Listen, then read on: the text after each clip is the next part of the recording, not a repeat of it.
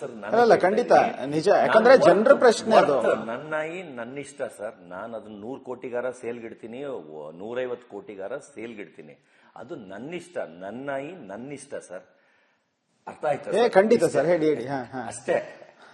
ಚಿನ್ನಾರನ್ನ ನನ್ನಾಯಿ, ನಾನು ಎಷ್ಟು ಕಷ್ಟ ಬಿದ್ದು ಅದನ್ನ ತಂದಿರ್ತೀನಿ, ನನಗೆ ಗೊತ್ತು ಸರ್. ಸರ್ ಇದೆಲ್ಲ ಎಲ್ಲಿ ಹುಡುಕ್ತೀರಾ ನೀವು? ಯಾಕಂತ ಹೇಳಿದ್ರೆ ಇಲ್ಲಿ ಕರ್ನಾಟಕದಲ್ಲಿ ಆ ತರದ ತಳಿ ಸಿಗ್ಲಿಕ್ಕೆ ಸರ್ ಇವಾಗ 5 ತಿಂಗಳು ಮರಿ ಸರ್. ಇವಾಗ ನಿನ್ನೆ ಯಾರೋ ಒಬ್ಬ ಚಿಕ್ಕಮಂಗ್ಳೂರವನು ಇದೇ ಅಪ್ಪ ಅಮ್ಮ ಅಂತ ಅವ್ನ್ ಪ್ರಮೋಷನ್ ಮಾಡಕ್ಕೋಸ್ಕರ ಬೀದಿಲಿ ಇಟ್ಕೊಬಿಟ್ಟು ಇದೇ ಅಪ್ಪ ಅಮ್ಮ ಅಂತ ಸುಳ್ಳು ಬಿಟ್ಕೊಂಡವನೆ. ಅದು ಇದ್ರ ಕಾಲ್ ಕೆಳಗೆ ನುಗ್ಗುತ್ತೆ ಸರ್. ಸರ್ ಇದ್ರ ಕಾಲ್ ಕೆಳಗೆ ನುಗ್ಗುತ್ತೆ ಅಂದ್ರೆ ಅಷ್ಟು ಹೈಟ್ ಕಡಿಮೆ ಇದೆ ಸರ್. ಇಷ್ಟೇ ಹೈಟ್ ಅಪ್ಪ ಅಮ್ಮನ್ಗೆ 5 ತಿಂಗಳು ಮರಿ ಇಷ್ಟೇ ಹತ್ರ ಬರಕ್ ಚಾನ್ಸ್ ಇದೆಯಾ ಸರ್? ಅವನು ಪ್ರೂಫ್ ಇದ್ರೆ ಅದ್ರ ಜೊತೆ ಹಾಲು ಕುಡಿಯೋದೋ ಅಮ್ಮ ಮರಿ ಇದ್ದಾಗ ಪ್ಯಾಚ್ ಗೊತ್ತಾಗ್ಬಿಡಲ್ವಾ ಸರ್? ಇದು ನಂದ್ ಮರಿ ಅಂತ ಅವ್ನ್ ಪ್ರಮೋಷನ್ಗೆ ಅಲ್ಲಿ ಯಾವ್ದೋ ಒಂದ್ ಚಾನಲ್ ಇಂಟರ್ವ್ಯೂ ಕೊಟ್ಕೊಂಡವನೆ. ಅರ್ಥ ಆಗ್ತಿದೆ? ಆಮೇಲೆ ಇನ್ನೊಂದು ಬಟ್ಟೆನೂ ಅಷ್ಟೇ, ಇನ್ನೊಬ್ರು ಯಾರೋ ನಾನೇ ಕೊಟ್ಟಿದ್ದು ಅಂತ ಬರೀ ಕೇಳಿದ್ದವ್ರ ಹತ್ರ ನಾನು. ಎಲ್ಲ ಒಂದ್ ಕಡೆ ಸತೀಶ್ ಅವ್ರ ಹೆಸರು ಹೇಳ್ಕೊಂಡು ಮಾಡ್ಕೊಳ್ಳಿ, ನನಗೂ ಬೇಕಾಗಿಲ್ಲ. ಇವತ್ತು ಬೇಕಾದ್ರೆ ಅವ್ರಿಗೂ ಮೆಸೇಜ್ ತೋರಿಸಿನಿ, ಥ್ಯಾಂಕ್ ಯು ಸೂಪರ್ ಆಗಿ ಮಾಡಿದೀರಾ ಅಂತ ಹಿಂಗೆ ವಾವ್ ಅಂತಾನೆ ಹಾಕಿದೀನಿ. ಯಾಕಂದ್ರೆ ಅವರಿಂದ ಅವ್ರ ಸರ್ಕಲ್ ನೋಡ್ತಾರೆ, ಅವರಿಂದ ಚಿಕ್ಕಮಂಗ್ಳೂರು ಸರ್ಕಲ್ ನೋಡ್ತಾರೆ. ನನ್ಗೇನಂದ್ರೆ ಒಟ್ಟಿನಲ್ಲಿ ರೊಟೇಷನ್ ಆಗ್ತಾ ಇರ್ಬೇಕು. ಅವ್ರು ಬೈಲಿ ಹೊಗಳ್ಳಿ ನನಗೆ ಅದು ಫೈದಾ ಆಗಲ್ಲ. ಏನೋ ಒಂದು ಸತೀಶ್ ಕ್ಯಾಡಬಾಂಬ್ಸ್ ಅಂದ್ರೆ ಇವಾಗ Sudeep sir Bigg Boss team ಅವ್ರಿಗೆ ಹೇಳಿದ್ರಂತೆ, ಬೆಳಿಗ್ಗೆ ಎದ್ದು ನನ್ನ ಮೊಬೈಲ್ ಆನ್ ಮಾಡಿದ್ರೆ ಗುಡ್ ಮಾರ್ನಿಂಗ್ ಮೆಸೇಜ್ ನೋಡ್ತಿದ್ದೆ, ಈಗ ಆನ್ ಮಾಡಿದ್ರೆ ಬರೀ ಸತೀಶ್ದೇ ಬರ್ತದಲ್ಲ, ಒಳ್ಳೆ ಸರ ಪಟಾಕಿ ತರ ಬರುತ್ತೆ. ಸುದೀಪ್ ಸರ್ ಹೇಳಿರೋದು ಸರ ಪಟಾಕಿ ತರ ಬರುತ್ತಂತೆ ನಂದು. ಅಂದ್ರೆ ಮೊದಲು ಬಂದು ಗುಡ್ ಮಾರ್ನಿಂಗ್ ಮೆಸೇಜ್ ಮಾತ್ರ ಕಾಣಿಸ್ತಿತ್ತಂತೆ ಅವ್ರ ಮೊಬೈಲ್ ಅಲ್ಲಿ.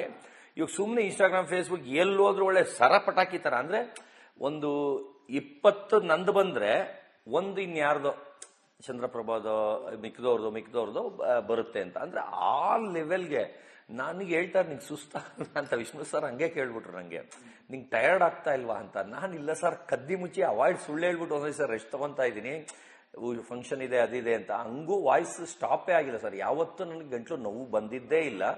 ನಾನು ಹೆಂಗಂದ್ರೆ ಒಂದ್ ಅರ್ಧ ದಿನ ಸಿಕ್ಬಿಟ್ರೆ ಸಾಕು ಅದು ರಿಕವರಿ ಆಗ್ಬಿಡುತ್ತಲ್ಲ ಅನ್ನೋ ತರ. ಅದಕ್ಕೆ ವಿಕ್ಸ್ದು ಅದೇನೋ ಚೀಪ್ ಅದೆಲ್ಲ ಬರುತ್ತಲ್ಲ ಅದೆಲ್ಲ ನುಗ್ತಾ ಇದ್ರು ಕಿಚ್ ಹೋಗ್ತಾನೆ ಇಲ್ಲ ಸರ್. ಕಿಚ್ಚಲ್ಲ, ನೋವು ಮಾತಾಡಿ ನೋವು ಬಂದ್ಬಿಡಿದೆ.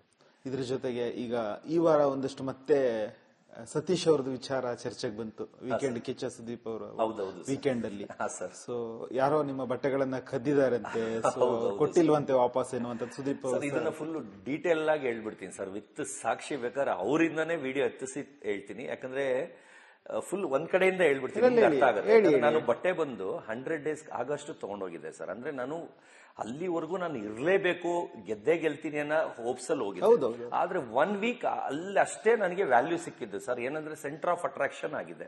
ಅಂದ್ರೆ ಬರೋರೆಲ್ಲ ನಂದು ನಾಯಿ ನಂಗೊಂದ್ ಕೊಡಿ, ಯಾವ ಸಾಕಿದಿರಾ, ಅದೆಂಗೆ ಇದೆಂಗೆ ಎಲ್ಲಿ ಇದು ಬರೀ ನನ್ನೇ ಹೈಲೈಟ್ ಮಾಡ್ತಾ ಇದ್ರು. ಇವರು ಮಂಜು ಭಾಷಣಿ ಅವರು ಸ್ಟಾರ್ಟ್ ಮಾಡಿದ್ರು, ನೀವೆಲ್ಲ ಅವನ್ನೇ ಮಾತಾಡಿಸ್ತಾ ಇದ್ರೆ ಅವನ್ನೇ ಹೈಲೈಟ್ ಆಗಿ ಆಚೆ ಅವನ್ನೇ ತೋರಿಸ್ತಾ ಇರ್ತಾರೆ, ಎಲ್ಲ ಕಟ್ ಮಾಡಿ ಅಂತ ಸೈಡ್ಗೆ ಹೋಗಿ ಎಲ್ಲಾರನ್ನು ಕಟ್ ಮಾಡಿದ್ಲು 7 ದಿವಸದಲ್ಲಿ. ಅಷ್ಟ್ರೊಳಗೆ ನಾನು ಕಿಚನ್ನ ಚಪ್ಪಾಳೆ ತರ ಇಡೀ ಮನೆಯವರು ನನ್ಗೆ ಜೆಂಟ್ಲ್ಮ್ಯಾನ್, ಆಮೇಲೆ ಮನೇನ ಅಷ್ಟು ನೀಟಾಗಿ ಇಟ್ಕೊಳ್ತಾನೆ, ಅವ್ರ ಮನೆ ತರ ನೋಡ್ಕೊಳ್ತಾನೆ, ನೋಡ್ಲೇ ಇಲ್ವಲ್ಲ, ತೋರ್ಸೇ ಇಲ್ಲ ಸರ್ ಒಳ್ಳೇದನ್ನ ತೋರ್ಸೇ ಇಲ್ಲ. 3 ಸಲ ಕ್ಲಾಪ್ಸ್ ತೋರ್ಸಲ್ವಾ ಸರ್? ಹಂಗಂತ ಅಲ್ಲ, ಅವ್ರಿಗೆ ಒಳ್ಳೇದ್ ಹಾಕಿದ್ರೆ ಅದು ಓಡಲ್ವೇನೋ ಮೋಸ್ಟ್ಲಿ, ಕೆಟ್ಟದ್ ಹಾಕಿದ್ರೇನೆ ಓಡುತ್ತೇನೋ, ಅಂದ್ರೆ ಜನ ಲೈಕ್ ಮಾಡೋದು ಅದೇನೋ ಅದರಿಂದ. ಆದ್ರೆ 3 ಸಲ ಚಪ್ಪಾಲೆ ತಡ್ಸ್ಕೊಳ್ತೀನಿ ಸರ್. ಅದ್ರಲ್ಲಿ ಒಂದ್ಸಲಿ ಕಣ್ಣೀರ್ ಹಾಕ್ತೀನಿ ಖುಷಿಗೆ. ಅದಕ್ಕೂ ಡೀಟೇಲ್ ಆಗಿ ಹೇಳ್ತೀನಿ ಸರ್ ಅದು ಯಾವ ಚಪ್ಪಾಳೆ ಅಂತ. ನಾವು ಸೇವಕರು ಇರ್ತೀವಿ ಸರ್, ಮಿಕ್ದವರು ರಾಜರು ಇರ್ತಾರೆ, ಇವರು ರಾಕ್ಷಸ ಇರ್ತಾರೆ, ಕಾಕ್ರೋಚು.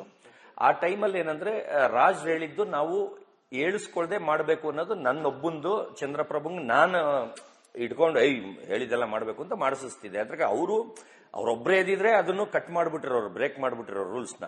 ನಾನು ಒಂದು ಚೂರು ರೂಲ್ಸ್ ಬ್ರೇಕ್ ಆಗದಿರಂಗೆ, ಆಮೇಲೆ ಕೈ ಕಟ್ಟಿರೋದು ಎಲಾಸ್ಟಿಕ್ ಒಂದು ಚೂರು ಎಕ್ಸ್ಟೆಂಡ್ ಆಗಿಲ್ಲ. ಬೇರೆಯವ್ರದೆಲ್ಲ ಎಳ್ದಾಡಿ ಇಲ್ಲಿಂದ ಅಲ್ಲಿವರೆಗೂ ಹೊಟ್ಟೋಗ್ಬಿಟ್ಟಿತ್ತು. ಅಂದ್ರೆ ಅಷ್ಟು ಕೇರ್ಲೆಸ್ ಆಗಿ ಅದನ್ನ ಹಾಕೊಳ್ಳದೆ ಆತರ ಎಲ್ಲ ಮಾಡೋರು.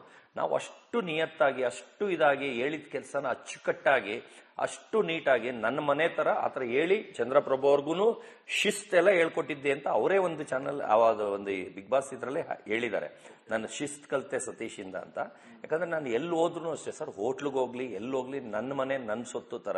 ಸ್ನಾನ ಆಗ್ತಿದ್ದಂಗೆ ಅಲ್ಲಿ ಟಾಯ್ಲೆಟ್ಗೆಲ್ಲ ನೀರು ಹೊಡೆದು, ನೆಲ ಎಲ್ಲ ಸೋಪ್ ಎಲ್ಲ ತೆಗೆದು, ಕೂದಲೆಲ್ಲ ಡಸ್ಟ್ಬಿನ್ಗೆ ಹಾಕಿ, ನೆಕ್ಸ್ಟ್ ಹೋಗೋರು ಏನಪ್ಪಾ ಇದು ಯಾರು ಹೋಗೇ ಇಲ್ವೇನೋ ಸ್ನಾನಕ್ಕೆ ಅನ್ಬೇಕು, ಅಷ್ಟು ನೀಟ್ ಮಾಡ್ಬಿಟ್ಟು ಬರ್ತೀನಿ. ಮಲ್ಗೆದ್ಮೇಲೂ ಅಷ್ಟೇ ಹಾಸಿಗೆನೂ ಅಷ್ಟು ನೀಟಾಗಿ ಹಾಸ್ಬಿಟ್ಟು, ಯಾಕಂದ್ರೆ ಕೆಲಸದವರು ನನ್ಗೆ 20 ಸಲ ಬಂದು ಪಾಪ ಅವ್ರನ್ನ ಕರೆದು ಅವ್ರಿಗೆ ಡಿಸ್ಟರ್ಬ್ ಓಸಿ ಇದಾರೆ ಅನ್ಬಿಟ್ಟು ಬೇರೆಯವ್ರು ಏನ್ ಮಾಡ್ತಾರೆ, ತಿನ್ನೋದು, ಟಿಶ್ಯೂ ಪೇಪರ್ ತೆಗೆದು ಅಲ್ಲೇ ಹಾಕೋದು, ಲಾಡ್ಜ್ ತರ. ಆ ತರ ಬಿಗ್ ಬಾಸ್ ಮನೇನೂ ಯೂಸ್ ಮಾಡ್ತಾ ಇದ್ರು ಎಲ್ಲಾರು. ಅವ್ರಿಗೆ ಅಪ್ಪನ ಮನೇದೇನು ಹೋಗ್ಬೇಕು ಆ ತರ ಕೇರ್ಲೆಸ್. ಆ ಕಿಚನ್ ಸರ್, ಆ ಮೇಲ್ಗಡೆ ಆ ಸ್ಟವ್ ಹತ್ರ, ಇಲ್ಲಿ ಹೋಟ್ಲಲ್ಲಿ ಬೆಳಗ್ಗೆಯಿಂದ ರಾತ್ರಿವರೆಗೂ ಮಾಡಿದ್ರೆ ಎಷ್ಟು ಅಡಿಗೆ, ಎಷ್ಟು ಗಲೀಜಿರುತ್ತೆ ಅಷ್ಟು ಗಲೀಜಿತ್ತು ಸರ್. ಅಂದ್ರೆ ಒಂದು ವಾರ ಆದ್ರೂ ಕಿಚನ್ ಡಿಪಾರ್ಟ್ಮೆಂಟ್ ಅವರು ಕಾಟಾಚಾರಕ್ಕೆ ಮಾಡ್ತಿದ್ರು ಹೊರತು ಅಷ್ಟು ಜಿಟ್ ಕಟ್ಟಿಸ್ಬಿಟ್ಟಿದ್ರು.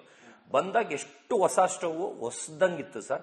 ನಾನು ಒಂದಿನ ನೋಡಕ್ಕಾಗದೆ, ನಮ್ದಲ್ಲ ಅದು ಆ ಕೆಲಸ, ಎಲ್ಲಾರು ಮಲ್ಗ ಟೈಮಲ್ಲಿ 12-12:30 ಸರ್. ನಾನು ಚಂದ್ರಪ್ಪಂಗೆ ನೀನು ಮಾಡಲ್ಲ ಅಂದ್ರೂ ನೀನು ಸುಮ್ನೆ ಕೂತ್ಕೋ ಆ ಕಡೆ,